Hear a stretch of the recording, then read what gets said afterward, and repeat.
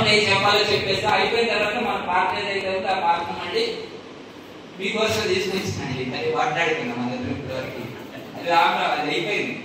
ఇప్పుడు మరి కాఫీ తాగుతారా టీ తాగుతారా? వద్దంటాడు. లేదండి మీకోసం తీసుకొచ్చాను, ప్రేమకి ఇచ్చాను. అవునే కాదా?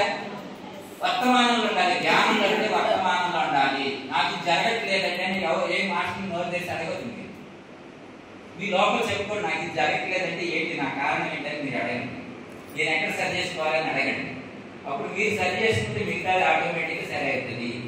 కాబట్టి my dear friends, my dear masters and my dear God's, ఈరోజు నాకు ఈ అవకాశం ఇచ్చినందుకు మీ అందరికీ శాస్త్రకోటి ఆత్మ ప్రణామాలు తెలియజేసుకుంటూ, ధ్యానం ద్వారా జ్ఞాన ముక్తి, జ్ఞానం ద్వారా మాత్రమే ముక్తి వస్తుంది తప్ప జ్ఞానం లేకపోతే ఈ దుఃఖం నుంచి మీరు బయటపడటం అనేది జరగదు. జ్ఞానం అంటే ఏది కావాలో దాన్ని అడగటం, ఏది వద్దో దాన్ని మాట్లాడకుండా ఉండటం. ఓకేనా? Thank you. ఏదైనా ప్రశ్నలు ఉంటే, మీకేమైనా సమస్యలు ఉంటే అడిగితే చెప్తారా? ఏదైనా సబ్జెక్ట్ గురించి మాట్లాడాలని మాట్లాడారు.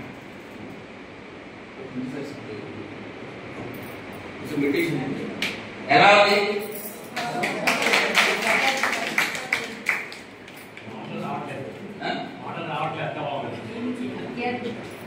కాబట్టి